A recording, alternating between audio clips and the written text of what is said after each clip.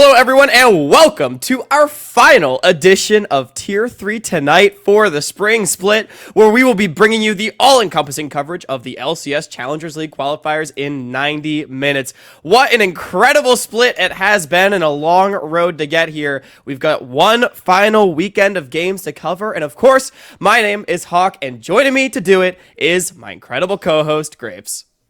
Great to be here once again. Man, it's going to feel weird coming into another Thursday night and just not having Tier 3 tonight. If you've been watching us every single week through all the time slot changes and you know, all the different formats of how the qualifiers have been streamed, thank you very much for supporting our region and for our developmental practices and everything like that. And we got one more great show. We're super excited to recap the finals week as well as look ahead for that promotion tournament, which we've been talking about for quite some time. So make sure you buckle in. You're not going to want to miss it.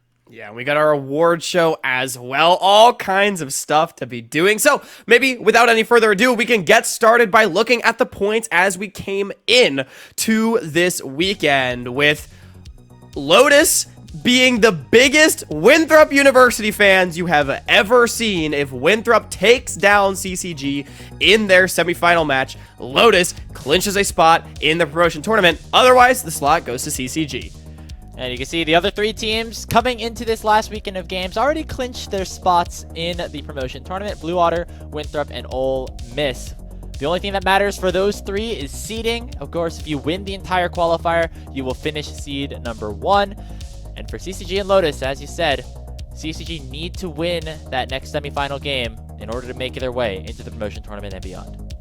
Yeah, and we can take a look at those semifinal matchups that these teams need to go through to get there. As we said, Lotus, they're big Winthrop University fans. CCG needs to overcome the Eagles, the favorites to win the tournament, if they want to make promotion in their own right. And on the other side of the bracket, Blue Otter, the reigning champions, against the upstart Ole Miss. Yeah, you know, you see the defending finalists on each side, on opposite sides of the bracket, so we could see that happen. Blue Water against Winthrop, that went all the way to 5 games last time around. So if you were watching last weekend and hoped for that finals rematch, I would not blame you at all. You know who else definitely was looking forward to that? Probably a Lotus fan, because they want to make sure that CCG does not take their spot in the tournament. And yeah, Blue Water versus Miss, I think, was an interesting one coming in.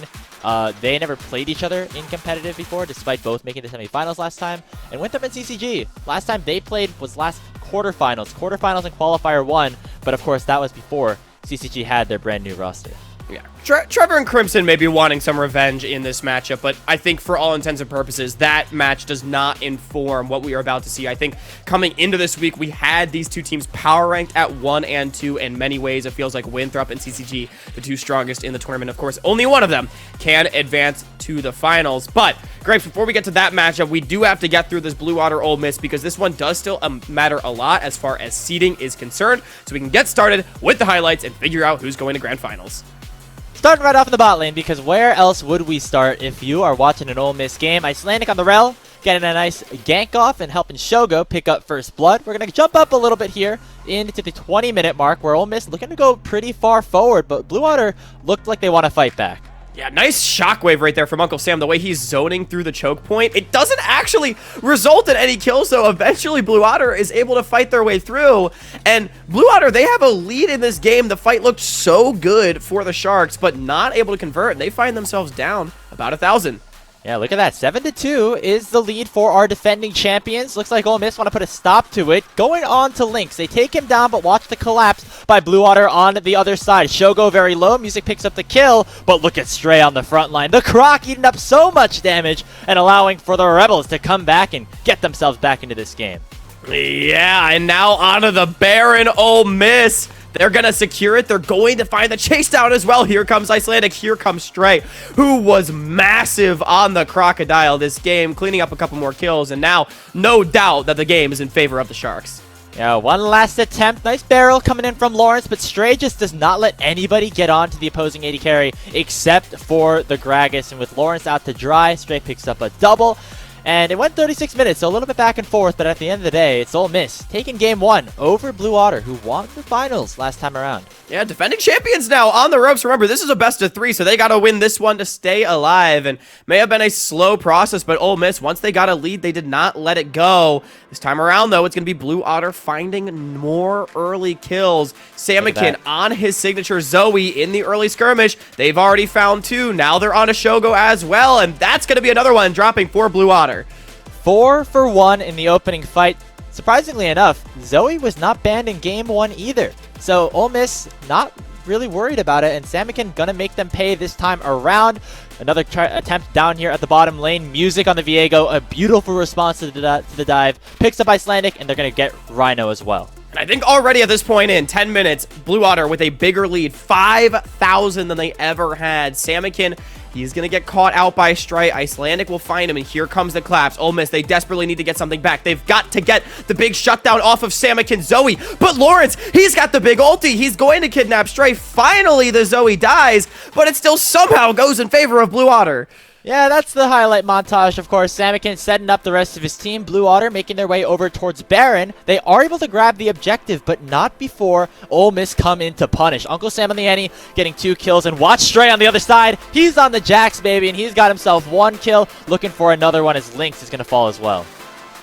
And 4 for Baron. Hold the phone. Not so fast, because all of a sudden the gold lead not that big. You'll take that every day if you're Ole Miss. And now it's Uncle Sam onto Lynx. He gets 1 shot, but Icelandic is going to follow him all the way to the back line. And here comes Stray yet again. What a monster series from the Ole Miss top laner. Just blasting this fight wide open with the counter-strike.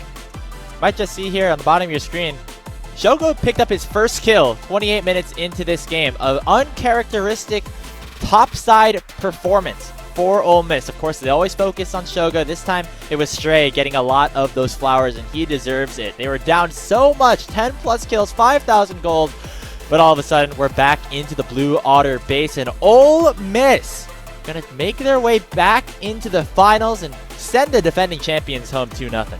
And one more shout out as well, Graves, to the top side of Ole Miss. I think Stray in particular, a monster series on the Renekton in game 1, the Jax in game 2, Icelandic and Marty, I think also played very well. And I mean, look, Shogo and Rhino, they did their thing, but I think maybe for the first time all split, this massive series win from Ole Miss did not come from their bottom lane.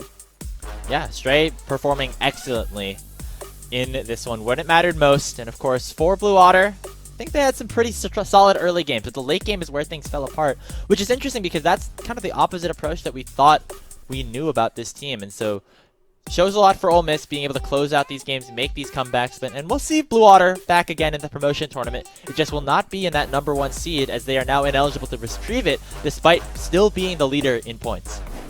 Yeah, and we can take... Oh, never mind. We can continue looking at this graphic, I suppose.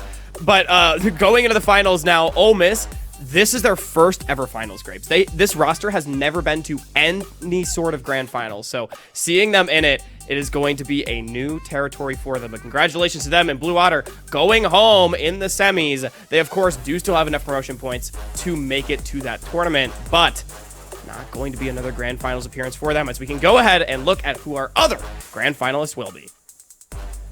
Well, it's the matchup that we've all been waiting for. Winthrop versus CCG. They're going to try to target Bradley early. The Eagles looking to get another kill on the board, and they eventually do, but they go pretty far forward. And look at Instinct and Trevor on the flank. Yeah, Instinct, Trevor, they're going to make their way in. It's initially a 2-for-1 or a 1-for-1, I believe. But Denethor, he's not done, baby. He's flashing in under the tower. And Yukino is going to try to get something back. But that's a big croc and a huge charm from Sword. 2 more for Winthrop as they go forward. But CCG, they're not done yet. Yeah, remember, CCG need this series, and right now, not making it easy. However, Yukino going to help them out a little bit. They steal the dragon away, and watch Crimson right here, getting 2 knockups with the Intofo strikes. That's Denethor down, and they look for even more here. Crimson having a great game and a great fight on the Cassante. Yeah, Crimson popped off on the Cassante in that fight, but now it's Mobility and Denethor's time to pop off. Look at the Crocodile into the back line. He's on to Instinct, and he's found him. Mobility 403 at this point on the Senna as well. This guy is massive. Yukino's Talia trying his best to carry these fights, but Graves, it's Winthrop coming out on top and managing to keep the game very competitive. Oh, and this is when things get hectic. Around the Baron, it's even at this point in terms of kills. Everybody's going down, but watch Bradley in a 4v2, gonna jump over the wall, get stunned up a little bit here, but Yukino going to save the day. A huge seismic shove, finds himself a triple kill, and salvages that fight with only mobility surviving. And that's not the end of the Yukino heroics, because how many objectives have we seen this guy steal grapes? Flashing in, getting the Baron. Now we're 43 minutes into the game, and at this point, CCG was completely avoiding fights with Winthrop. They could not beat mobility. 15-0-11 on the Senna, and Winthrop, they secure, CCG gets the Baron while Bradley dies in a side lane. Winthrop tries to find the collapse, but wait a minute, they don't have their Senna. Senna's in base grapes. And look at Instinct. He's the only 80 carry in this fight, and that is all that matters. Going off on the Jinx to end the game for CCG. Down 9 kills. Does not matter as they put themselves to match point. In the must-win series, they're now up 1-0. Win here, and you're in to the promotion tournament. But it's Winthrop getting things started on the bottom side of the map yet again.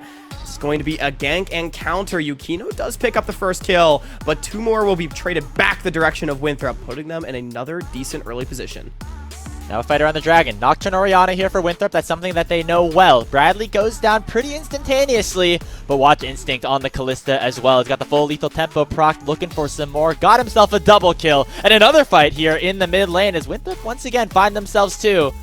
And that's going to send them right to the Baron. Yeah, now 3v5. CCG, they don't want to let this one go down. Bradley is still alive, but Yukino is the focus. But that way, doing so much damage, the pop going to come through from the Spiraling Despair, and another slicing bolt comes out. And wait a minute, even though almost everybody on CCG dies, Grapes, they deny the Baron, and now still maintaining their lead, they found Denethor in a side lane. Yeah, that's already the biggest tank on Winthrop, already very low. Crimson finally able to pick it up, gets another one in the 1v3, and with Instinct able to clean up the rest of the fight, it is suddenly CCG putting themselves in an advantageous position.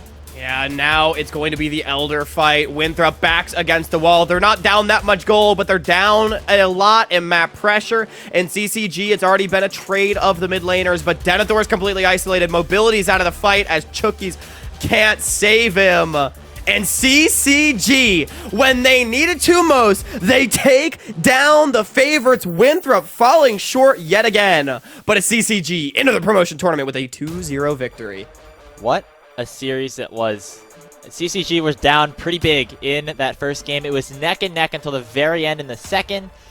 And when the pressure added up, they needed a performance the most. Everybody was able to contribute in their own way. You think of Yukino and all the Baron steals and the crazy triple kill he had around the Baron pit before that. Bradley side laning like a menace in that first game, and team fighting like a maniac in the second game. And Instinct as well, having some monstrous team fights exactly when CCG needed it. Lotus fans, unfortunately, are going to have to wait for next split to see their team potentially make it into the promotion tournament. But for CCG, they're celebrating. They're already in the finals. They could get even further, and they're locked themselves in for a chance at the NACL.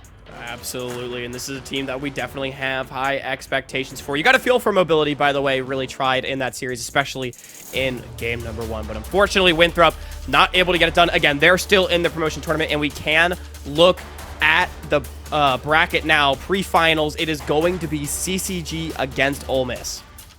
Yeah, not the matchup I personally expected. Also, a rematch of the group stage game that happened at week number 2 of this tournament. This is the second straight finals where both of the finalists are from the same group. That's actually a pretty interesting stat that we can keep an eye on. And of course, before the grand finals, we asked a plethora of community members what they thought about who was going to take the crown.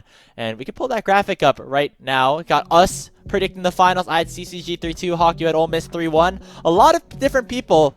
And I think the biggest thing that we saw here, Hawk, is that it was very split. 50-50. And that's exactly the point. That's the story, is that everybody had different opinions about who's going to win this series. Ole Miss has been on a tear recently, especially after taking down Blue Water 2-0. And after defeating Winthrop, it looks like, can CCG actually be stopped? That's the question that Ole Miss is going to have to answer as we can fire up the highlight package for the grand finals.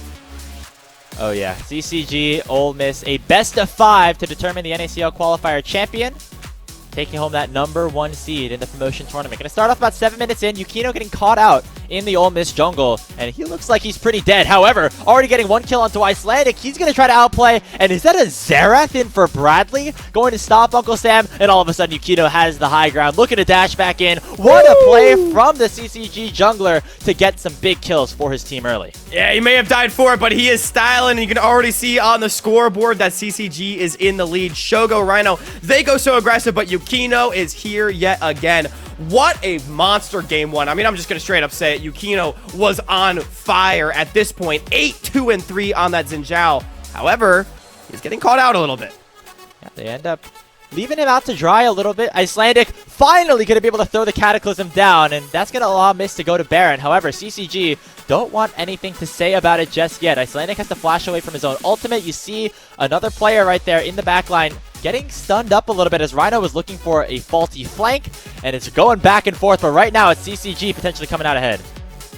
Yeah, and it feels like curtains in this game number one, right? CCG, they're able to shut down the attempt from Ole Miss, and they will take it up to a 1-0. But now going into game two, strap in, folks. This is where things get crazy. Starting with a massive fight in the bottom lane. Shogo on the Kalista. He's trying so hard to kill anyone, but CCG is going to get all their soldiers out alive. Yeah, Crimson on the Jax teleporting down to make sure that his team got that fight in their favor. Another nice play by Uncle Sam here to get a taunt onto the mid lane TF Bradley.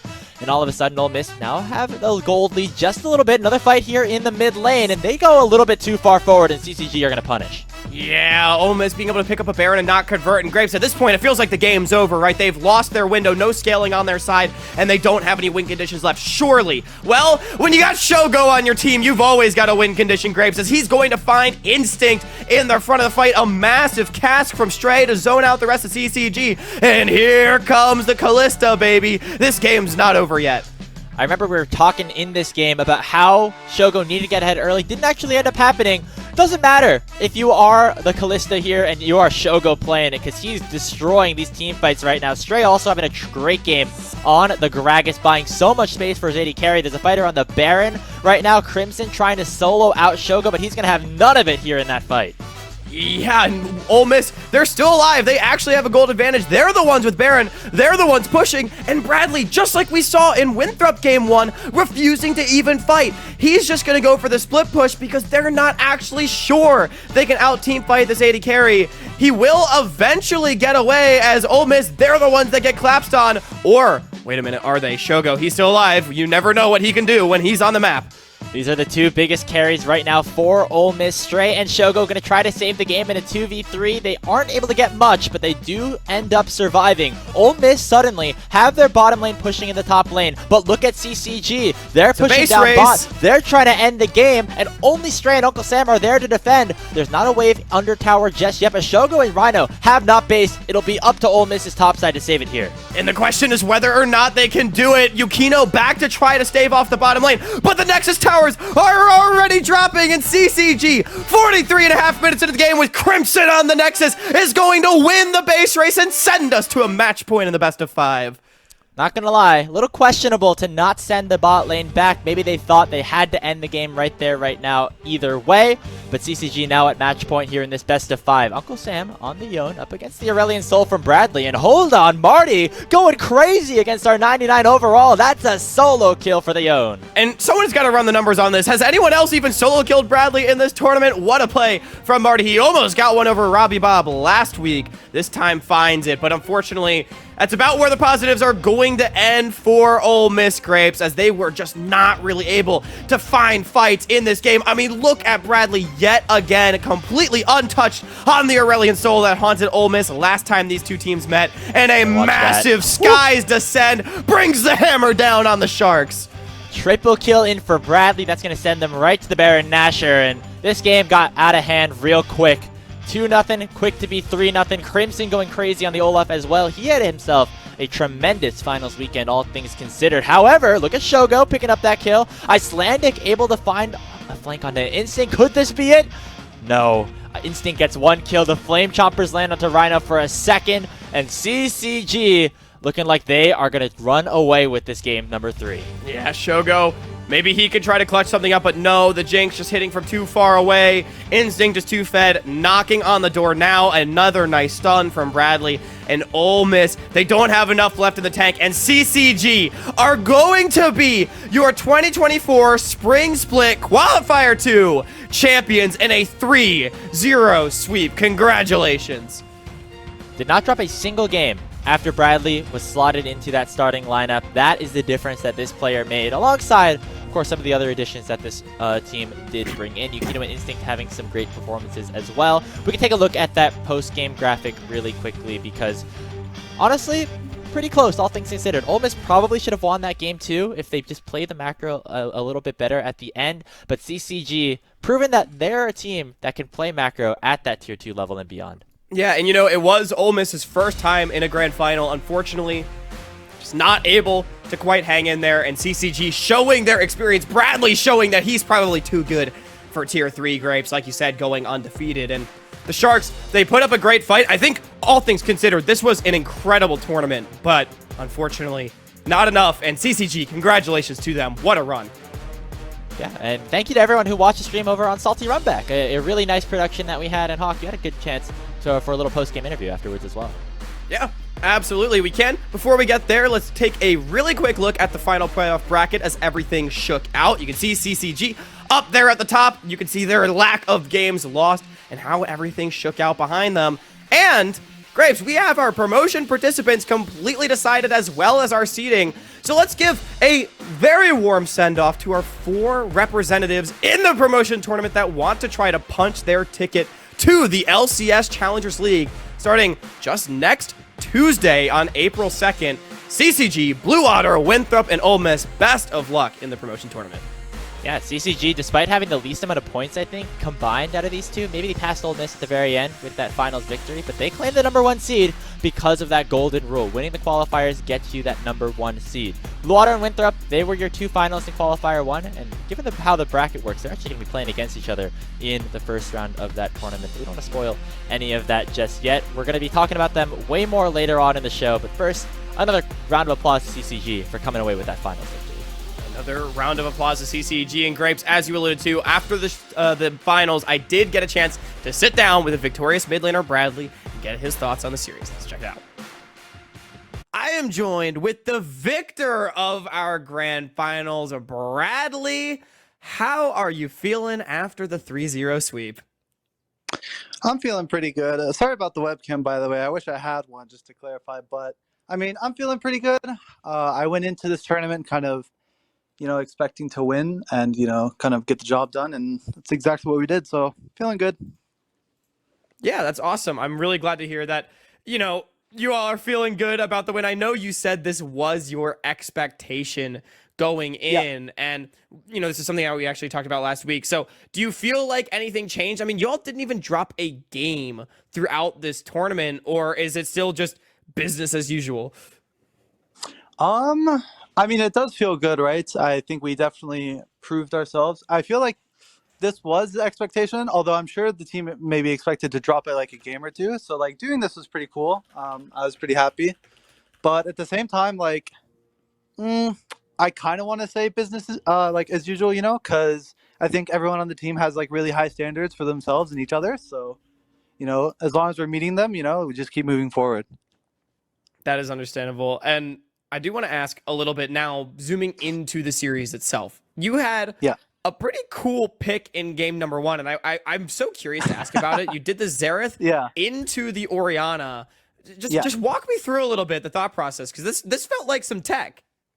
I mean, honestly, okay, so sometimes when you're in Champion Select and you just get the urge to play a champ. Yeah. Yep, that's what it was. You just sent it. You're like, man, Xerath sounds fun this game. I mean, honestly, who doesn't love to play Xerath? Especially when you can. And since it's fearless, you're bound to get some spicy picks. Even though obviously it's game 1, right? But at the same time, I was kind of just I don't know, I want to play Xerath. So I just said to my coach, we go poke. We have Varus. It's good. And he was like, okay. I love how game 1 of the grand finals, you're like, it's like a vibes pick. You know what I mean? That's so based. I love it. But Bradley, I know you said, you've been vocal about how this is not just a one-man effort, right? Even though you're one of the changes that CCG has made, you have so many talented teammates around you. Yukino, to me, stuck out as someone that was having a great series. I think everyone, though, really stepping up big time. So is there anything you would like to say about the team as a whole or any of your teammates? After Yeah, this win? so yeah, I had an interview a while ago with you actually, if I'm not mistaken. And we basically talked about how at the end I wanted to tell everyone like watch out for my teammates too, you know? I believe my exact wording back then were watch out for my teammates too, they're shooters. But I think this series really showed it today because, I mean, if I'm being honest, I don't really think I did anything too spectacular, right? I mean, I even got solo killed game 3 because I'm bad, right? Like, I think my team really stepped up, you know? And, like, obviously, hyper on me feels good because, you know, I am coming back mid and, you know, I'm looking to show up. But I do feel like not enough credit is, like, going to my team, right? So, you know, kind of just wanted to touch light on that. You know, I feel like everyone had their moments in this series where they kind of stepped up and did better than me. So, yeah, I'm just pretty happy to be playing with a good, solid roster. Yeah, absolutely. And moving into that promotion tournament with this good, solid roster, it starts on April 2nd. So it's only like a week or so, a week and 2 days away, 9 days from now.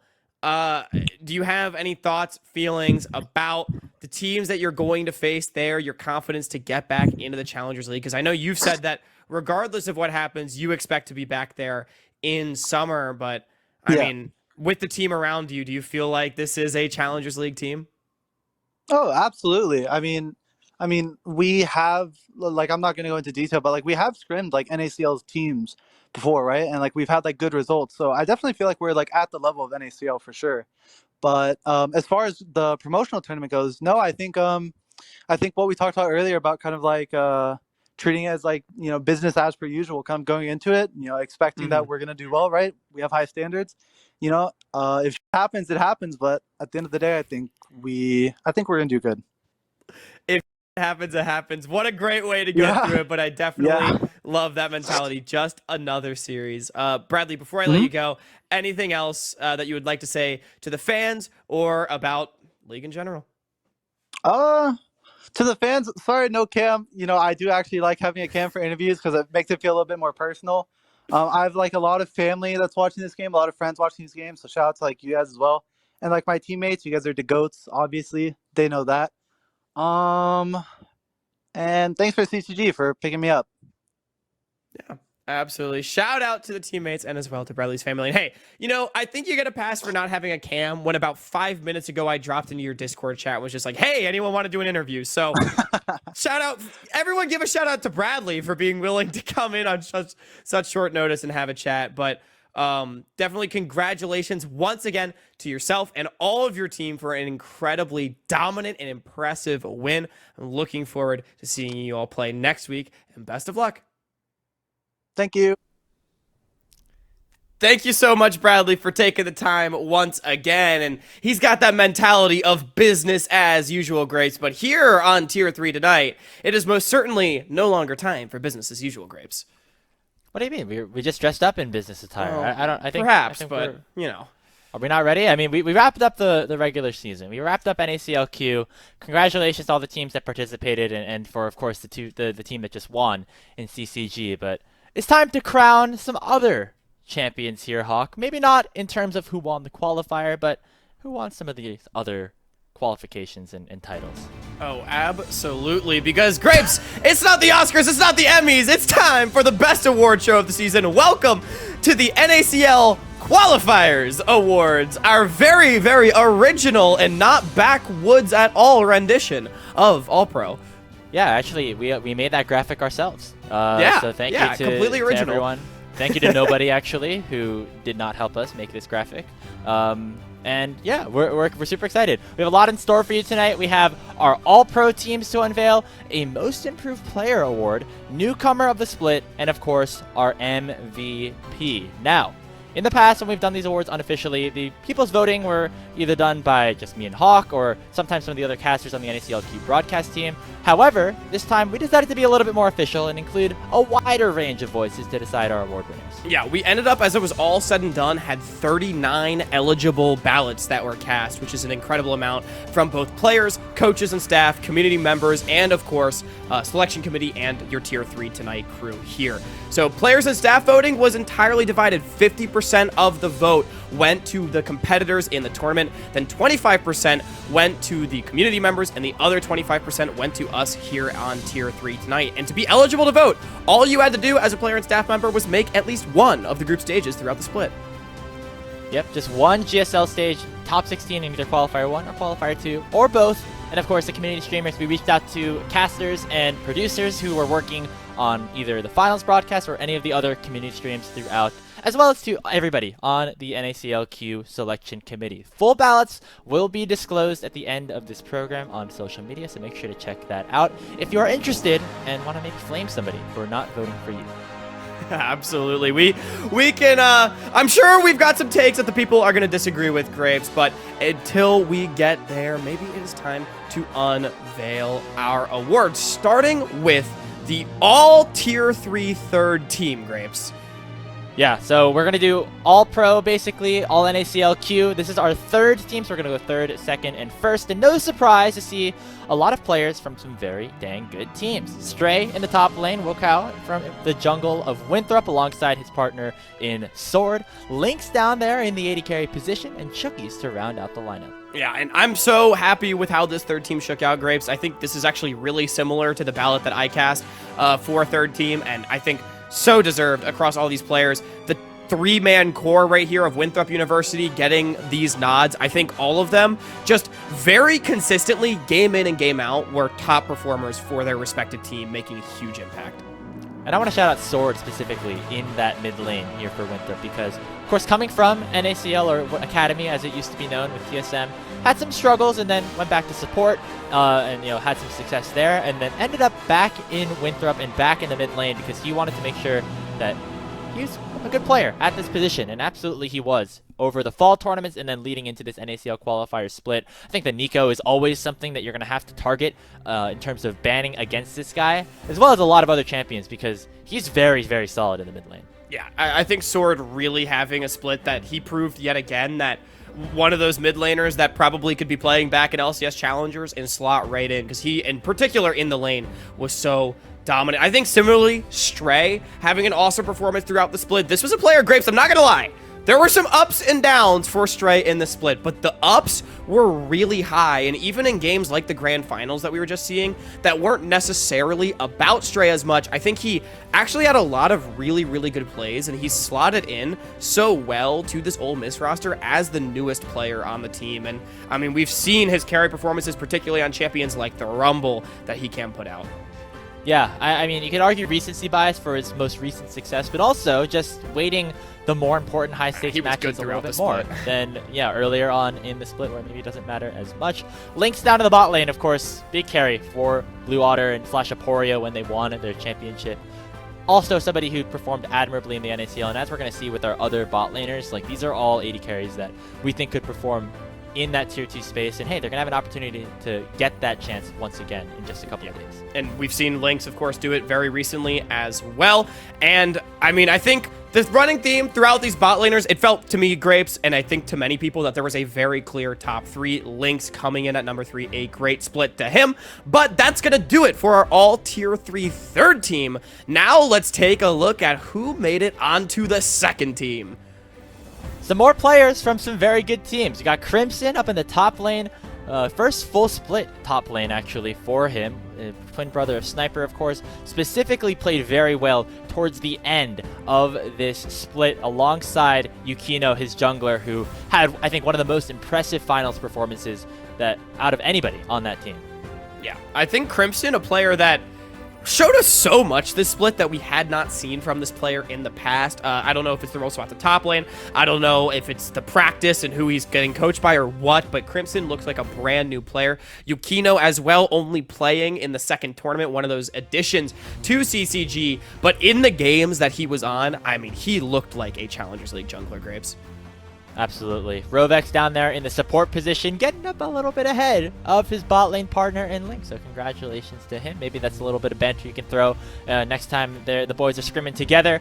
Speaking of Blue Otter in the mid lane as well, Samakin, new player to the split, and had, I think, a really solid performance in the grand finals for Blue Otter. And I think as the split has went on, just got more and more impressive, and just another really, really good mid laner here. Yeah, I mean, this player has stormed onto the scene. Blue Otter and Aporia taking a chance by getting this player a roster filled with veterans, and then Samakin.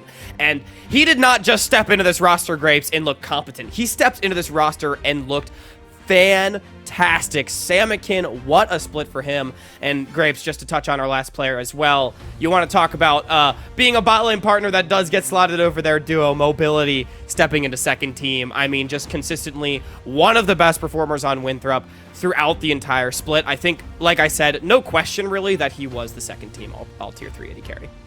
Yeah, at times looked like the best, obviously. That 5-0 performance in the open qualifier where everybody really thought, like, okay, this is the Winthrop that's really going to rise up.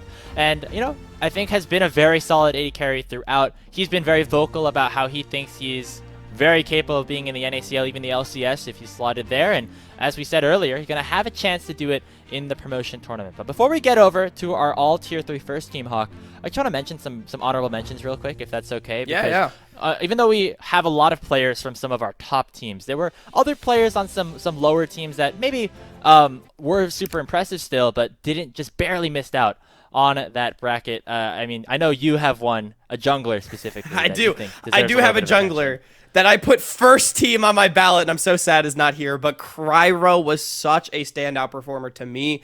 That is definitely a jungle honorable mention. Grapes, you want to talk about, other positions as well. AD carry, Instinct stepping in for the second tournament was also very relevant in the conversation down there.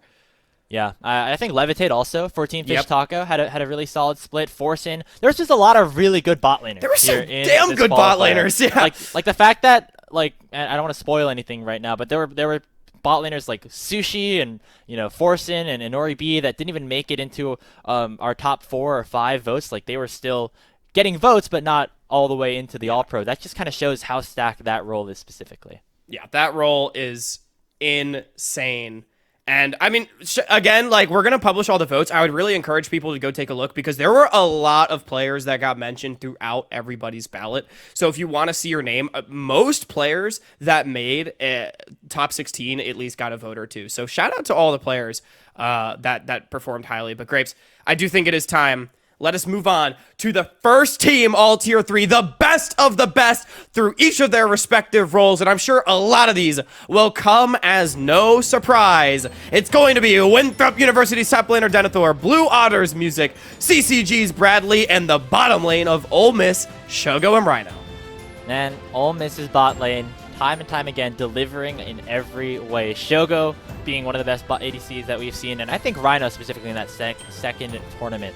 Really stepping up and having an excellent run alongside the rest of his team. Hey, they went all the way to the finals. They looked very solid. See, Bradley in the mid lane as well, getting that first team nod. Not super surprised with his performance, but it's important to note he only played 1 out of the 2 qualifiers. Yeah, Grapes, I know you and I were kind of waffling on this before finals weekend, and we're like, I don't know. He didn't play the whole time. Sword has really been popping off. Samakin's really been popping off. I think we were debating specifically, you and I, between Sword and Bradley on our ballots.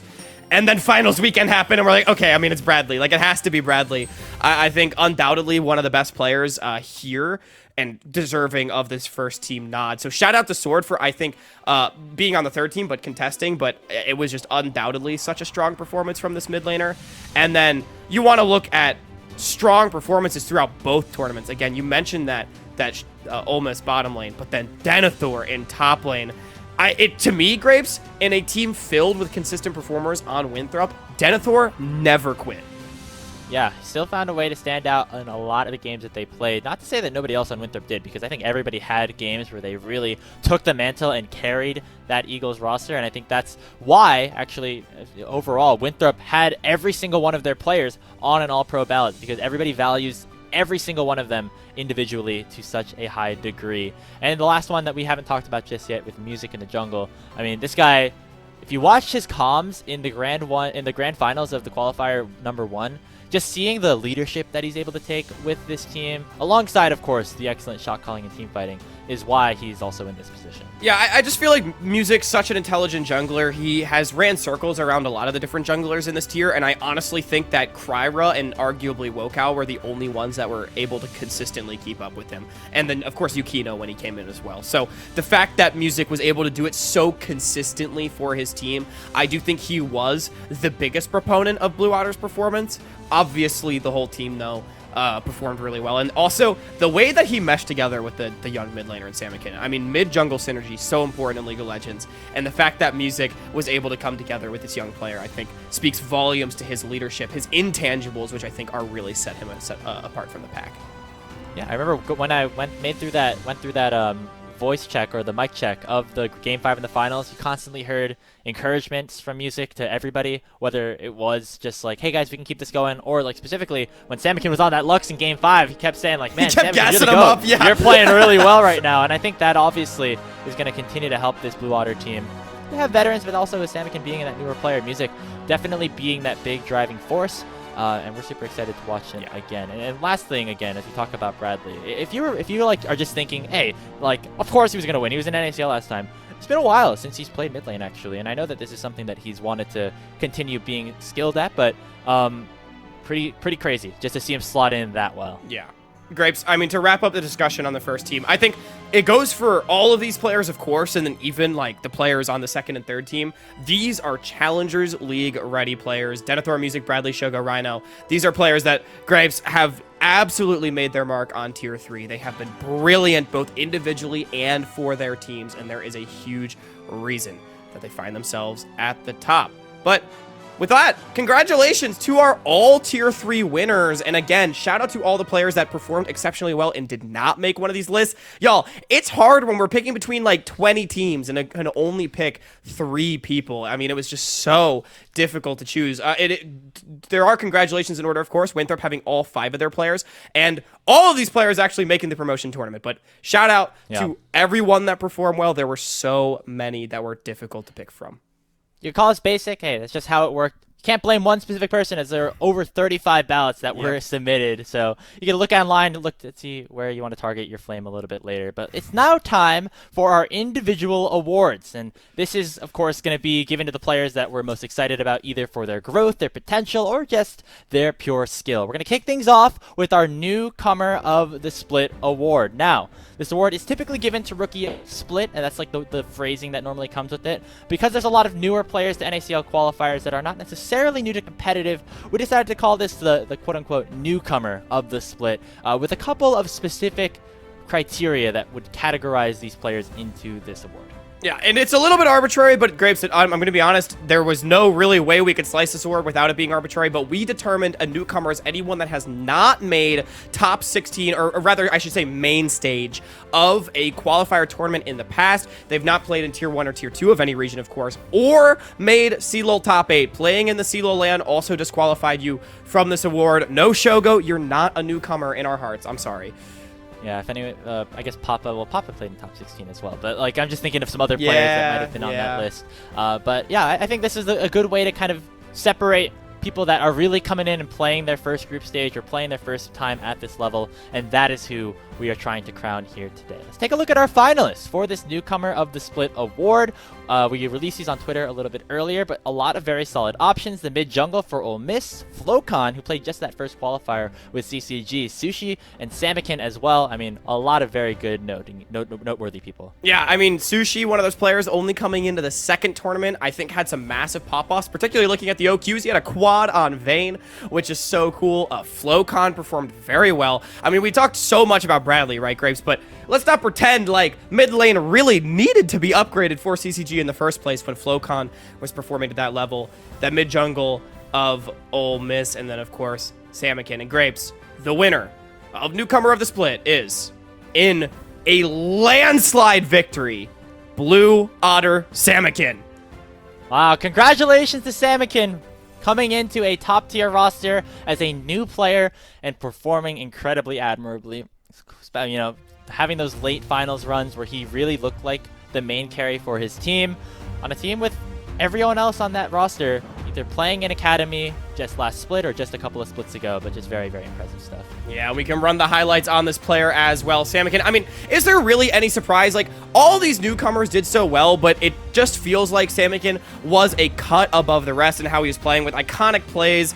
I mean, he had Zoe pop-offs, he had insane Nico pop blossoms, the Lux in grand finals. I feel like some of our most memorable moments from the tournament came from just this one player. Yeah, I mean, that grand finals, you have to tell the story of everybody in that grand final specifically, but I think Salmon specifically is one of them who performed very, very well. Of course, going to his first promotion tournament in his first ever split. And I think if you are Mirage Alliance and Liddy Sports, if you're watching this, you gotta ban that Zoe. Yeah. If I see a Zoe go through in the promotion tournament, I mean, I guess technically Ole Miss was able to get around it, but I don't know. I just feel like don't give this guy this champion. Let him pull out one of his other weird picks, like the Vex or the Lux or one of the ones that feels like it's somehow easier to play around because this guy is unbelievable on the champion. I mean, Grapes, I think it is safe to say this game that we're watching right now where he got the Zoe against Pulse is the single best game performance from anybody in the qualifiers all split. Yeah, I mean, there's a lot of good options, but this was pretty 1v9 though. This was pretty 1v9. Yeah, a very, very strong performance. This is a nice Azir play as well from him. I mean, back in Qualifier 1, able to perform on a lot of different champions, especially as well in this grand finals of Qualifier number 1. Normally, you tell the story of, oh, can this new player perform in the high-intensity situation? The answer very much was yes for this kid. Yeah. Salmon stepping up well, being our newcomer of the split, and when this package ends, Grapes, we're going to get a chance to hear from Salmon with a little bit of an acceptance speech on his thoughts for winning the award for newcomer of the split. Congratulations again to Salmon. Let's hear from him. Hi. I wasn't really expecting to win newcomer of the split, but thank you to whoever voted for me. I really appreciate it. And there are two people that I really want to shout out who helped me like create all of these connections and create all these bonds with people.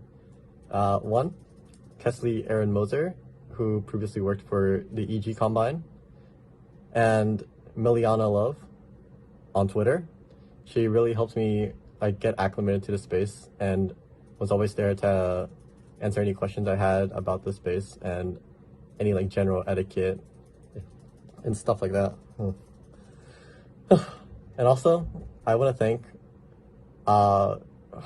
her for finding me Aporia / Blue Otter as a team, because I know they're all veterans, and for them to trust in her word to bring in a newcomer like me, to believe in me, it really meant a lot, and I knew I couldn't let this opportunity go to waste.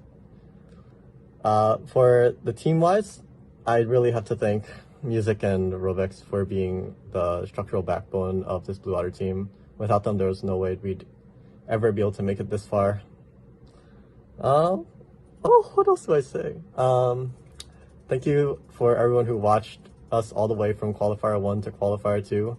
I never thought, well, not I never thought, but like, I thought after the 4 games of Qualifier 1 finals, I thought we were really just going to get reverse swept, but we made it out in the end as the winners of Qualifier 1.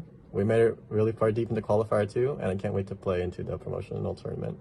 And I hope you'll all be there to support us. If not me, then the rest of my teammates who work really hard into making their mark on the NACL.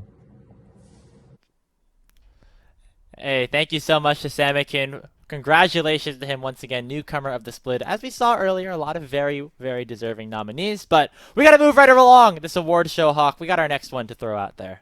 Yeah, and that next award is going to be our most improved player. This award is given to the player who the community thinks had the largest improvement between last split of whether the NACL or the qualifiers that they played in or whatever league that may have been compared to now this split. This was not given to someone who had specific growth throughout the split. However, that might have had an impact for some voters, but instead, specifically to compared to when we last saw them play competitively. Yeah, like if you started off not as good and became good at the end of the split, like obviously that's clear of your growth and clear of being most improved, but we're specifically looking at that start point being the last split that you played, whether it was the summer of NACL qualifiers or before, or even like some of the fall CLOL seasons and things like that. So that's kind of what we had in mind and for this award, and we can take a look at our finalists because there definitely were, Hawk, a lot of different players that took significant steps this season. Yeah, and a lot of these players I agree with so much. I mean, Samikin getting on the list just to start it off. He is our newcomer of the Split Grapes, and being a newcomer, we did not really have many expectations surrounding this player, and obviously he played out of his damn mind for Blue Otter. But across the board, I mean, Crimson, Reppy, Forsen, your Uncle Sam, I think for at least 3 of these players, maybe Forsen a bit of a different story, but for Marty, Reppy, and Crimson, players that had either played one split in the past or had been in like CLOL and stuff and really not impressed us all that much whatsoever, coming in this split and being fantastic performers for their teams. Yeah, Crimson, we were playing a different role last time we saw him. He was a mid laner over for Radiance in 2022. He was like 16 years old back then, or 15. That was a long, long time ago. But now he's back in the top lane, and I think it's safe to say he was one of our best performing solo laners in the entire event. Shout out to Reppy as well, who took some big leaps on that Pulse Star team. And I want to specifically touch on Forsen really quickly before we announce anything, because this was somebody who has been around the space for the last few years. He said this was going to be his last ride, and boy, did he deliver in what was probably the best competitive split we've seen from him in his career. Yeah, I mean, Forsen, I'm not going to lie, Grapes. Like, we looked at the selection ballots, right, and the selection committee back in the first tournament, and we saw Forsen's name on the list, and we were like, oh, okay, like, we know he'll be fine. Forsen was more than fine. He didn't make All-Pro, but this was a player that was right up there with the best of them.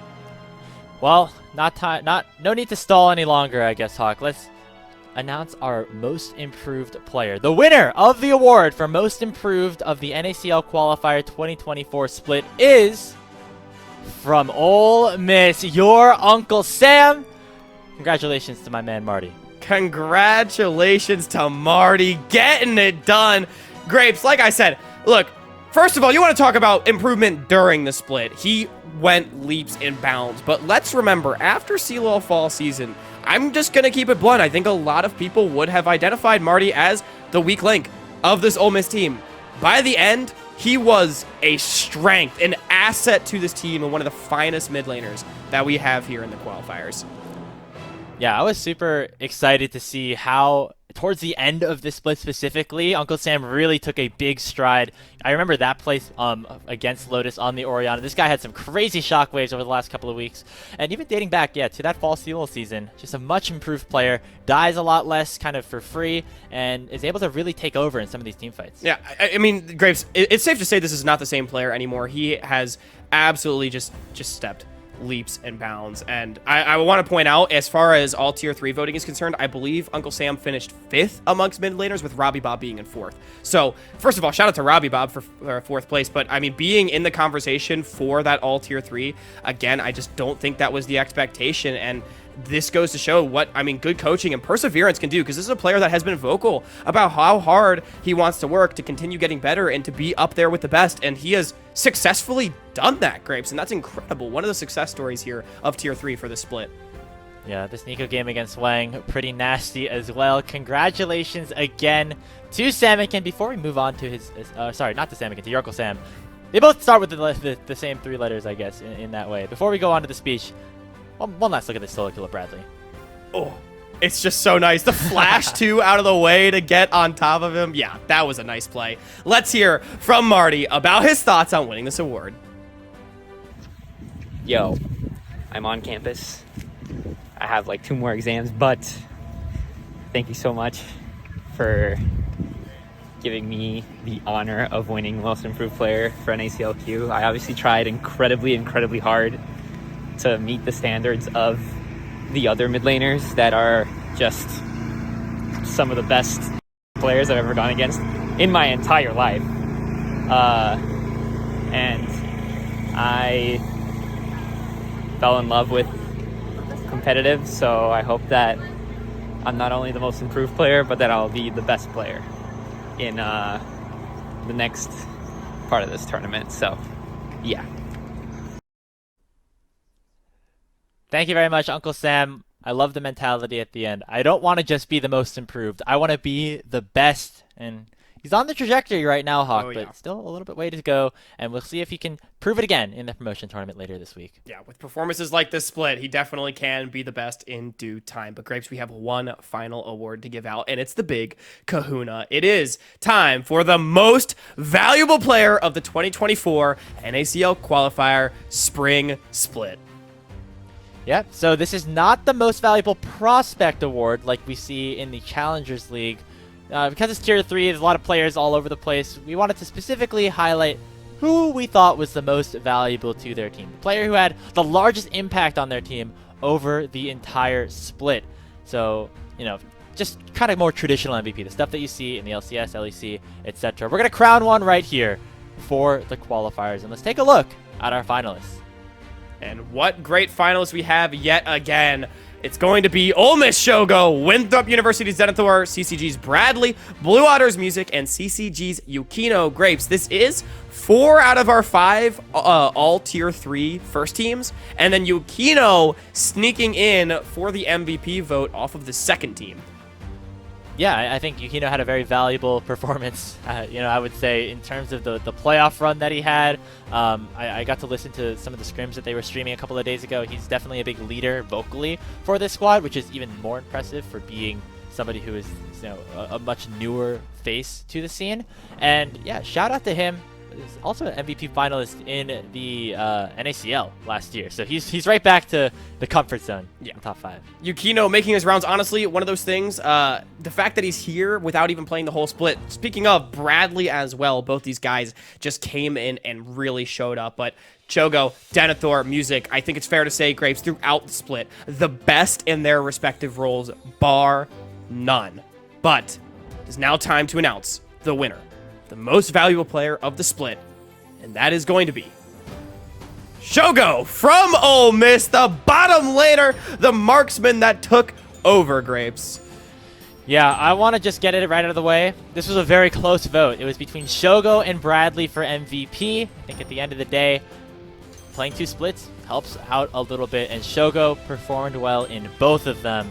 What a great performance for him. And I think the bigger thing is just how many resources he's able to get and how he's able to capitalize and be that main character every single game. Yeah, I mean, Shogo, we said it earlier, you can never count out Ole Miss as long as this player is alive. It felt like in all but like 3 games this split, Shogo was 1v9 kind of material in games like this against Pookie Bears. Even when Ole Miss had to work for it, he always made sure to shut things down. You know, shout out to Rhino as well, by the way, while we're talking about Shogo. This bottom lane would not have nearly been as successful if it weren't for the great support play down there as well. But obviously, I mean, Shogo, look, Grapes, he finally got to compete here in Tier 3, and he showed what he's capable of and then some. Absolutely, and I think him winning this award is also just a testament to the entire Ole Miss roster, because that's kind of their play style to allow him to get this level of success. This is from the Swiss stage, but I think we all remember what happens here. This is a pentakill, a long one here for Shogo. And yeah, just really exciting to see him continue to perform. Back-to-back CLOL champion, and now has a chance to make it into Tier 2.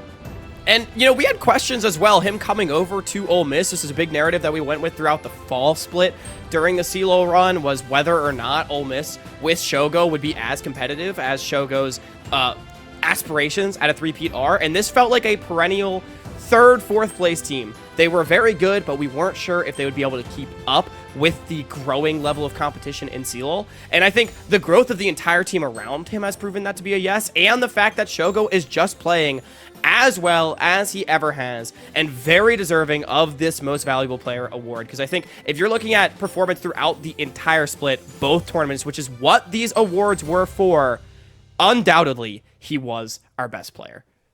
And I think he still has a lot more to prove. Of course, going to the promotion tournament and beyond, CLOL certainly on the top of his mind. Got a lot more League of Legends to play this season, and so congratulations to Shogo, our most valuable player. Let's hear from him on his thoughts of winning the award.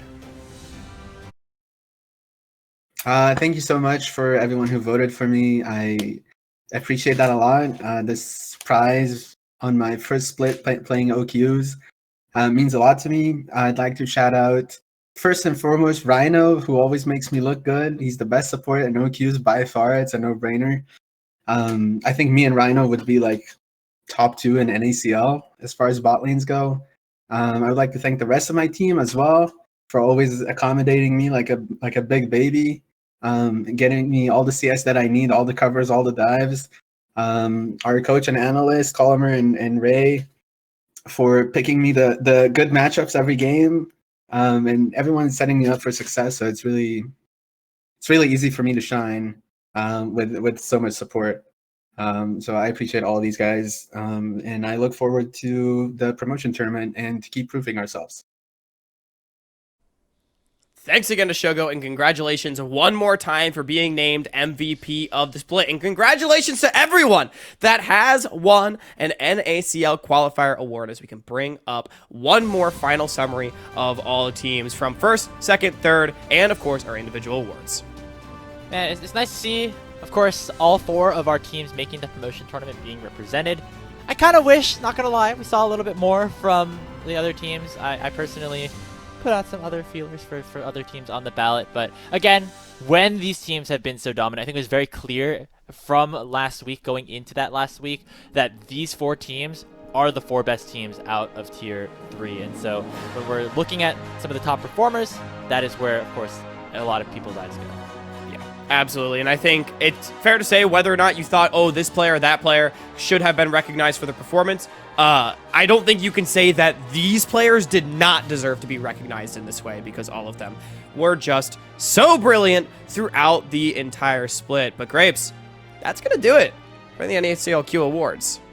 Yeah, thank you so much for tuning into the award show. We still have a lot more to go here on Tier 3 tonight, so don't go anywhere. Now, while the 4 teams did qualify into the qualifiers, into the promotion tournament, their spring split going to last a little bit longer, but unfortunately we do have to say goodbye to many of our competitors in the NACLQ. We got to talk to some of the qualifier players about their thoughts on the split and their plans moving forward in another episode of NACL Q&A. Well, obviously it's to win, right? Like to win and get promoted to the NACL, because I do want to play NACL one time again. As far as our team goals, I think we were kind of just looking at like qualifying and maybe placing like top 12. We obviously got top 8 the first half of this OQ, and we were like pretty happy with that because that went above our own expectations, as well as probably where most people would have expected us to land. So yeah, I think we did pretty well. My goals going into this split were, I think, to become more like a leader and just know like what I want to do early game, other than mostly just listening to what my mates think. And because I had like no experience at first, this is what I used to do, but now I think I accomplished it. Now my teammates, every game, they know I want to play and they play around me. Goals for this split was obviously getting the highest in the, like, going the further as far as possible in the competition. Of course, winning the OQs would be what I would have liked the most. I haven't really done OQs that much in the past, so I didn't really have a set goal. Obviously top 16 is always nice, but you know, when you're seated below top 16 and we didn't really get time to scrim, so the expectations were pretty low. But after we won our first game, or our second match against Lotus, we started really believing we could do good stuff. I think I proved what I was capable of in the first OQ on BlackRock. I played pretty well and I was pretty happy. I mean, with how I played, but obviously I wasn't happy with the result we got. You know, we got knocked out in quarters, felt pretty bad, and I was like, well, and I mean, BlackRock was a great place, and then I went to Lotus, had the same results, so pretty disappointed, but I mean, what can you do, I guess. I'm still very happy about like going through the first weekend and actually playing in the OQs, because this is like my first competition ever, which is kind of awesome that it started in the OQs, because like every players are super good. My favorite moment from this split was beating Lotus.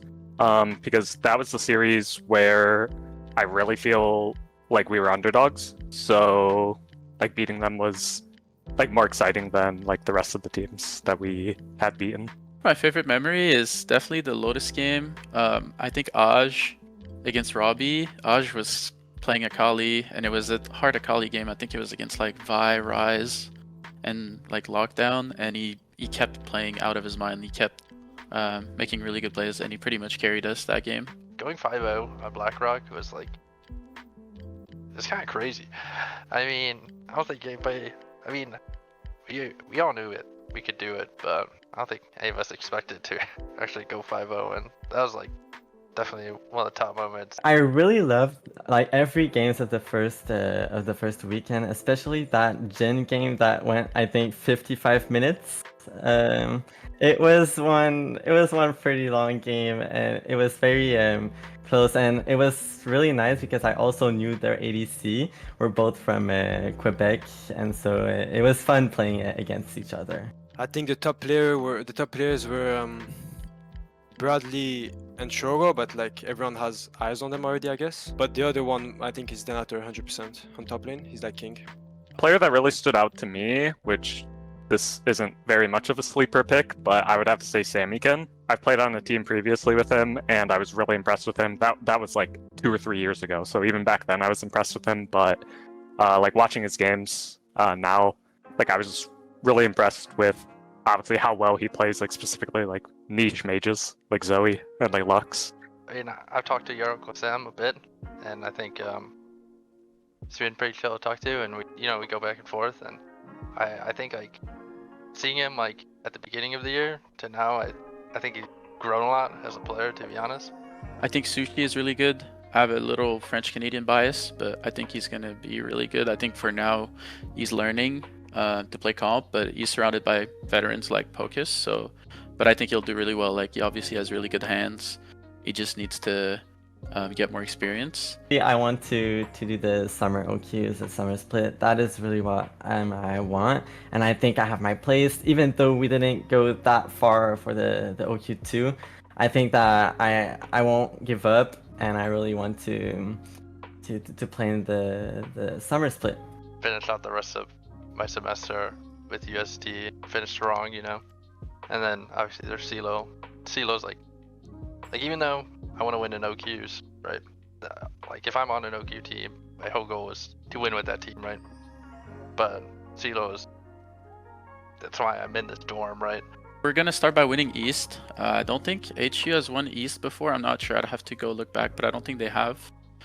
And do well in CeeLo top 32. Obviously, I really want to go to the top 8 LAN. This is something I've not been able to achieve before. My plans for summer OQs, ISU is not going to be competing together because we have a couple people graduating and people go home for summer. And as far as goals for summer OQ, every OQ I have taken a step forward, so I would just like to keep that trend going and hopefully just hit top 8 again. I mean, my goals for summer or beyond will be, if I'm not on NACL by then, is just qualify 100%.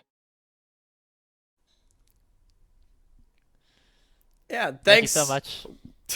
My bad. Thanks so much again to all the players for taking the time to sit down, chat with me about the split. I mean, Grapes, again, we've come a really long way. So much to reflect on, but also some stuff to look forward to. Yeah, the spring split's not entirely over just yet, as we have one final thing to do before, of course, NA League of Legends closes up for MSI, and that is the LCS Challengers League promotion tournament starting right after the LCS or NACL finals from April 2nd to 7th. Let's take a look at the teams that are competing. As mentioned earlier, the 4 teams, the top of the qualifiers, they will be in as the 1 through 4 seeds from there. But above them are going to be the 2 teams coming down from the NACL, both teams that missed playoffs, Lit Esports and Mirage Alliance and Hawk. These were the 2 teams that actually promoted up into the NACL just 1 split ago.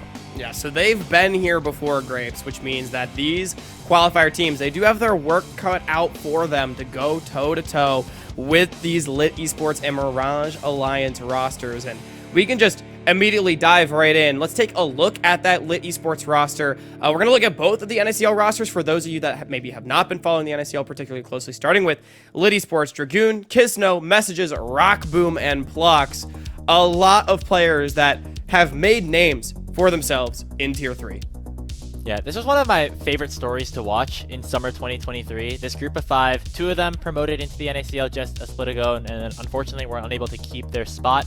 And then the rest of them, all very eager to continue making it in. There were some roster changes that ended up happening. A lot of, situations that I think this group of 5 did not want to be in, but eventually they snuck their way into the promotion tournament and ended up taking it all. They beat Mirage Alliance, who was the definitive favorite, on top of winning against multiple other NACL teams to end up being another team in Tier 2. All 5 of these players playing in their first full Tier 2 split, and all had some flashes. However, not all of them were able to contribute at once, which is why they're back here in 9th place. Yeah, it just struggled to come together, particularly as the season progressed. Look, this was a power friendship kind of team, but unfortunately, they did not quite have the gameplay to back it up. But if you didn't watch much Lit Esports throughout the split, Kisno and Rock Boom in particular, 2 names that you might want to know, as they have been the standout performers.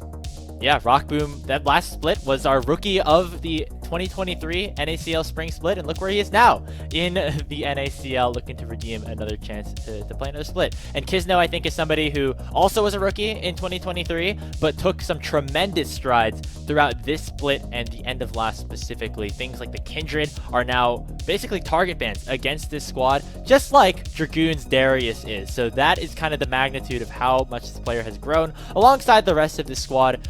We've seen some good things from all of them, and hopefully they're able to pull it together for another magical run to get back into the Challengers League. Yeah, definitely a team that is not to be trifled with. Otherwise, you could get lit up. But, Graves, we have another promotion team to look at from the NACL as well, and that will be Mirage Alliance, making a couple of changes coming into the promotion tournament that you may have heard about. Saligo and Neo. Neo making the return after being a part of the roster that tore its way through the qualifiers last year.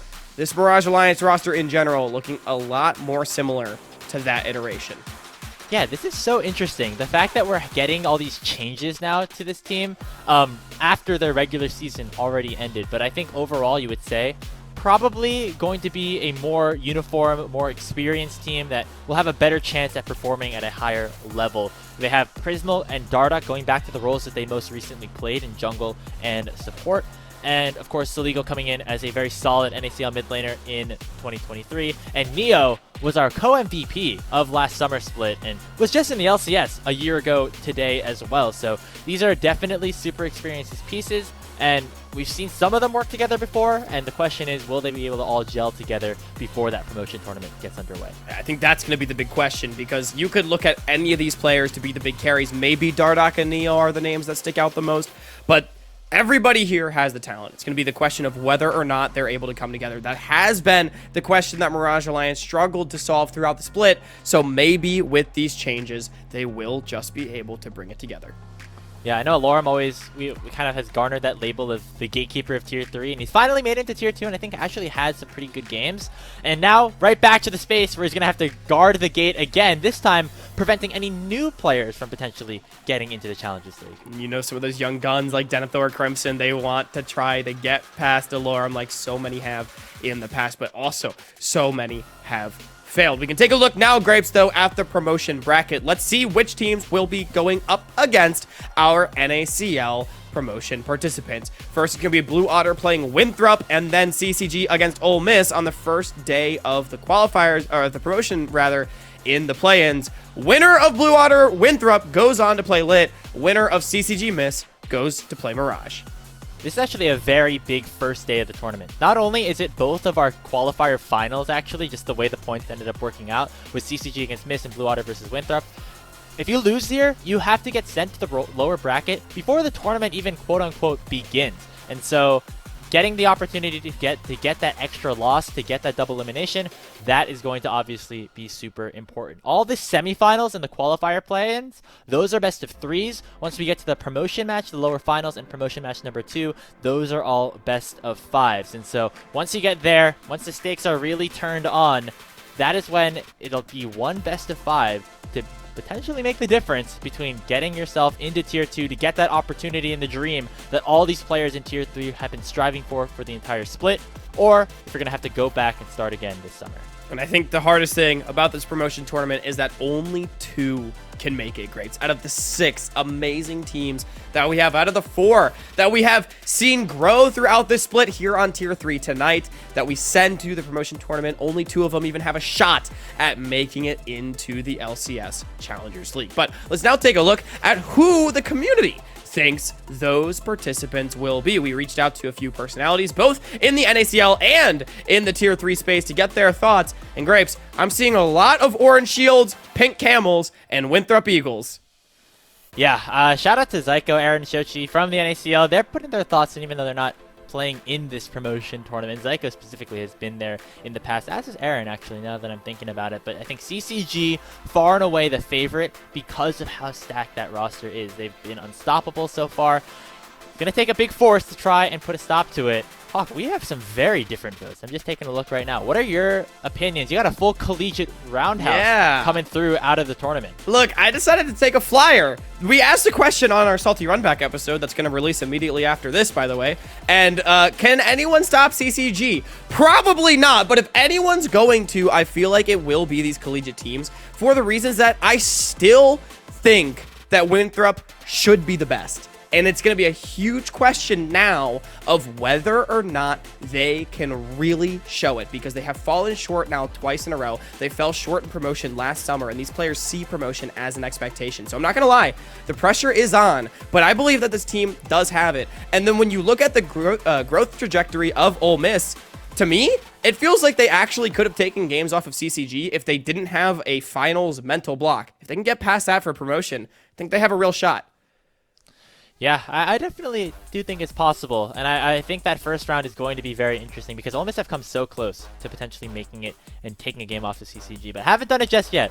Will it happen in the promotion tournament? We'll just have to wait and see. I know Lit hasn't been super good over the last couple of weeks, guys, but I believe in the Dragoon Kids No Magic. It's going to happen again. They've done it every single time. They made it back in, and so that is where I have my opinion there. But we also created our very own Tier 3 Tonight power rankings for how strong we think that these teams are coming into the tournament. I think the big thing, Hawk, is even though we have an order here, 1 through 6, anybody can beat anybody if it comes down to it. And that is the main thing to reinforce here, is that I would not be surprised if any of these 6 teams promoted. I think certain ones have better odds. It's also especially hard every year with the promotion tournament to gauge relative strength when 2 of these teams have been getting kind of clapped in the NACL, right? And then we have our 4 teams that have been winning a lot. But that does not really mean that Mirage Alliance or Lit are obviously any worse than our promotion participants. It's just they were playing against much higher level competition, right? Especially with Mirage Alliance making changes, it does beg the question of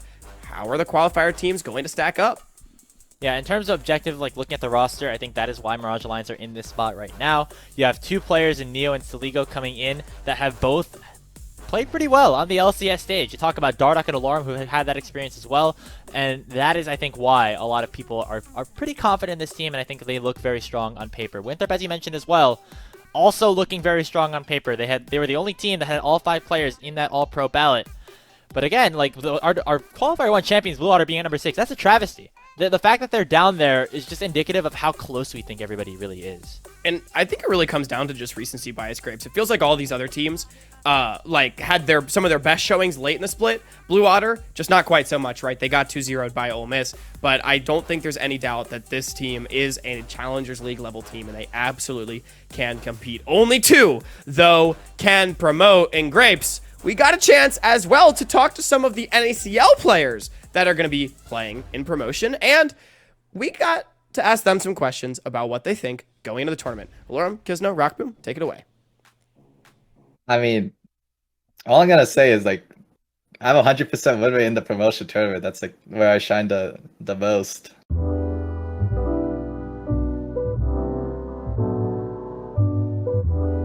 I was expecting to do a lot better than 9th place. We didn't really click very well towards like the middle of the season. We kind of got in our own heads a little bit, and that kind of showed in our games. Our team always said like, oh, we're not a scrim team, we're a stage team.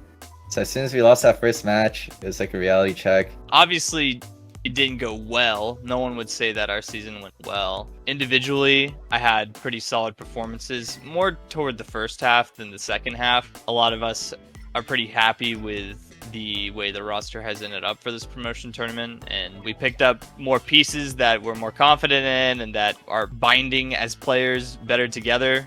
There's not as much conflict as there was. So I think the only result that can happen is that we're going to promote again. Well, my last run in the promotion tournament was awesome. We were like the big underdogs. We came up, beat all the best teams, and promoted. So that was really awesome. Honestly, like I just want to live that moment again because that was probably one of the best moments like in my career, just winning that promotion tournament. We only need to win 2 best-of-5s to keep ourselves alive. And I'm pretty confident about that. I'm not gonna lie. Even though we're relegating this time around instead of promoting, we're not nervous or anything. I'm like pretty confident. Like the level of play, it's not insanely high, and I think that we can get to a point where we're pretty safe. It's a stressful environment, but you're used to that kind of environment. We've been there before. Some of us, we've already promoted before, so if we've done it once, why can't we do it again? While some of the other teams, they haven't really been in these high tense situations. For example, I'd say like CCG have a lot of newer players, and I think maybe the nerves might get to them, maybe they won't, but you know, it's something to think about at least. We didn't watch any of the games, but we did scrim 3 out of the 4 teams in qualifiers right now. I haven't really watched it too much. Not gonna lie, like if at all. As long as I am focused on myself and going into game and I'm confident, like it doesn't really matter who my opponent is. I'm confident I'll beat them. I have watched the qualifiers. I've seen what everybody's capable of. I've seen how teams have grown. I don't know whether to be thankful or to be disappointed, because I would be sweating if I had to play against Yujin. I'd be getting my handkerchief out and wiping sweat off my forehead if I had to play against that guy. I don't want to beat Winthrop. We have like a 0% win rate against them. I became pretty close with them during the time I was in NACL, so like I banter with a lot of their teammates. What do you think about Yukino over on CCG? I mean, he's a good player though. He egos too much. Yukino, I'm capping you, bro. You better watch out. Crimson has gotten a lot better over the past 2 to 3 years. He has grown a lot in top lane. Like he's a formidable player now, and in fact, I would expect to see him in an ACL pretty soon. All the bot lanes are actually pretty good, so I'm excited to play against all of them. I love Shogo. I'm excited to play against him. Lynx and Instinct. And Mobility is really good too, so I'm just excited to take them all down. We all have different goals, but I know me and Rockman especially are trying our hardest because we want to get into LCS. In order to do that, we kind of have to keep our position in NACL and not relegate, so just trying our hardest to just perform and showcase our skill again for next split. I think we're keeping our spot because we are the better players. As robotic of an answer as that was, it's just the truth. To be honest, the end of the season was pretty rough for us. We took a week break and kind of everyone just focused on themselves a little bit. We all kind of relaxed a little bit, focused on ourselves, got better overall, and then going into the next week of scrims we started to do a lot better. So I'm excited to see how that continues with the rest of the week of scrims going into the promotion tournament. And shout out to my teammates. I mean, we've gone through a lot. Even if we relegate or don't relegate, it was fun, right? I guess had fun with all of you guys. Just want to say, don't count me out. Like, I'm coming. They just added Jinx into the meta. Hyperkires are back. Like, it's over for you guys. Oh, I've been on losing teams more than like anyone else in NACL. You know, I was on Team Gates, I was on Phoenix 1, I was on Optic, I was on Immortals. I know how to keep strong mental. Thank you very much, guys. I mean, hearing Alorm list off all the teams that he's been a part of that have lost was really funny at the end. That guy is a permanent Viber. Permanent Viber. Yeah. He's been on the block, absolutely, and we're looking forward to seeing both Mirage and Lit Esports take on our qualifier teams here in the promotion tournament that starts in just a couple of days. But Hawk, we have reached the end of our final episode of Tier 3 tonight. There's just a couple of quick things we got to do before we close things out, though. Oh, yes, Grape. Starting with, of course, our upcoming schedule, which you might be thinking, hey, there's no more Tier 3 games, and you'd be right, but we got a promotion tournament, baby, and it's starting on Tuesday, the day following the LCS Challengers League Finals. The promotion tournament kicks off at 4 p.m. Pacific. It's going to be going every day, I believe, until that Saturday or that Sunday. So don't miss out. We're going to have a lot of great League of Legends. And technically this is still quote-unquote tier 2 gameplay, tier 3 gameplay, because we're going to see some of our finals rematches in that first day. Winthrop Blue Water, CCG Miss. There also are potential situations in the bracket where 2 qualifier teams could still play against each other again. So make sure you stay tuned on LCS_challengers. Every day there will be competitive League of Legends from this Saturday until next Sunday. That is so much at the end of the split, with a lot of stakes on the line. Absolutely, and only 2 teams get to the LCS Challengers. It is going to be a bloodbath in the best way. Don't miss it on LCS_Challengers starting at 4 p.m. Pacific on Tuesday. But Grapes, we have come now to the end of the road where we have one segment yet remaining. It's everybody's favorite. It's not a top 5, but instead the top 10 plays of the 2024 Spring Split, starting with Robbie Bob making big moves at number 10. Oh man, the slow motion replay as well. Shout out to Caddy, who's the one who ended up grabbing that for us in qualifier number 1. What a move from Robbie. Had a fantastic first tournament. Yeah, and coming in at number 9 now, Grapes, there's an extra melee minion in that wave. Whoa, hang on. This is Samakin. That's it. Just one of the many highlights that we've seen from this Blue Water mid laner. Hey, that's why he was our our newcomer of the split. And that actually, look at the kill score. They were about to lose this game, and that was the big difference maker to turn that around for them. Yeah, turning it around. Samakin, a player so good at it. This one, maybe this is why Alorum said he did not want to play against his player. Graves says that's 5 vitals in a second and a half. Look at it again. Just like insane gameplay. This guy was great when he was playing with Morningstar White. Hopefully we get to see some more out of those players in the future come summer. But we're headed to our number 7 play of the entire split. It's Shogo on the Caitlyn. Yep, we've seen this one before already in the show, but it's worth playing again. Look at the way he just spaces around, away from Pookie Bears. It's a close game. It's a dangerous game. And this fight looking like it could be lost, except for the Caitlyn Turbo Fed firing in the headshots. Grapes, this one is going to end as a quad.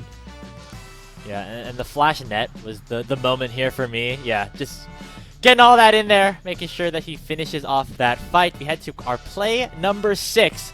And this is one I know you are a big fan of. Sword on the Azir going crazy in a 1v4. Yeah, this play was just ridiculous. Watch the way he spaces out, right? Using the Emperor's Divide to push away the Xin Zhao, flashing away from the Rel and the Xayah, then sliding back past the Rel to kill the enemy AD carry. And at this point, just buying time for mobility to arrive, the Dawning Shadow. This play was just so cool.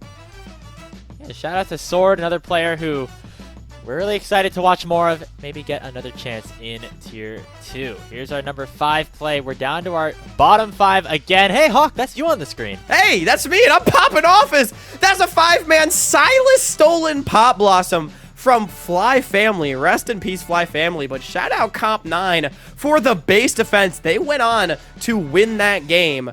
Grapes, I mean, we're really getting into it now, because at number 4, here comes Samakin Zoe. I feel like there were a lot of plays in this game that could have made this list. This is a good one, though. Triple kill after Polestar actually cleaned up. And again, talk about things that have changed the momentum of this game. Polestar could have been on a very different road if that Zoe play did not happen. Yeah, and Samakin, like we said earlier, a culprit with many of our most memorable plays of the entire split. Here's another open qualifier play as Light Pulse finds all 5 with the Rel. I'm not going to lie. I completely forgot about this play here. This was ridiculous. What a move by Light Pulse. This is the UCI that went 4-1 in Qualifier 1. We didn't see too much of them in Qualifier 2, We don't need to talk about the rest, Grapes. I mean, what a great wombo combo. One of the best plays of this split. The flank position in the first place, too, was so ridiculous. Like, where did he come from? How did he get there? So many questions. I'm sure their opponents asking the same things. This one, though, Grapes, is a funny one. Oh, yeah. Sudsy on the AD LeBlanc, actually. Remember, that was something that we saw back in the day. It's also Jungle Darius for Vacant. But watch the moves. Getting away there with the distortion, killing Vacant under the tower. Trevor going to go down as well. The jukes from this guy were insane. They were ridiculous, and he's going to survive this, by the way, after getting the double kill. I remember talking to Sudsy about this play after the fact. He's like, yeah, I don't really know what they were doing, but it looked cool. But, hey, Graves, it's going to come in as our number 2 play of the split, and this one, I hope, is no surprise. If you're talking about awesome wombo combos, it does not get better than this. Smolder Hui. I think that the importance and the excitement of this play was amplified by this being one of the first Smolder games we saw the entire split. But the wombo combo for Lotus to come all the way back, and 2-0 BlackRock, who were looking like one of the best teams in the entire tournament at the time. What a good way to cap off our top 10 plays. Yeah. Absolutely. That's going to be the top 10 plays of the spring split. I'm sure we forgot something here or there, but a good way to celebrate how far we've come. And Grape, speaking of, we are at the end of the road here. Before we go anywhere, we do have to say a huge and deserved thank you to our production team, because you and I could not have done this alone. All of the custom graphics, helping us write the shows, helping us with the content, helping us put together the highlight packages has come from Cyanidance. We cannot thank her enough for the amazing work that she does week in and week out, sitting in all the meetings and all that kind of thing. And then, of course, Camcom pressing all the buttons on vMix, our technical director, also helping with a little bit of spreadsheet math, making some algorithms for us to calculate the odds of people winning tournaments. Indispensable members of the show, and we cannot say a bigger thank you, as Tier 3 Tonight, Grapes, this was a project born of only 4 people.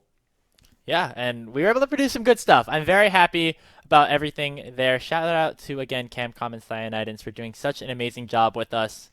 Could not have done it without y'all. And of course, a big thank you to Rallycry and Riot. The next time you'll be seeing this channel live is for, I believe, the NACL finals this Monday. And after that, Hawk, it's all promotion time, baby. Oh, yeah. On Monday at 4 p.m. Pacific, the Challengers League finals are going to start live at Riot Games Arena. You're not going to want to miss it. And, of course, the promotion tournament starts the day after, likewise at 4 p.m. Pacific every single day. We want to say a thank you to Riot and to Rallycry for having us on this channel for 10 consecutive weeks to cover the qualifiers. Big shout out as well to the teams, players, staff, everybody that participated and made Tier 3 this split so awesome. We could not have done it without you all to help us tell these amazing stories. But 10 weeks later, we have reached the end of the line for the 2024 spring split of Tier 3.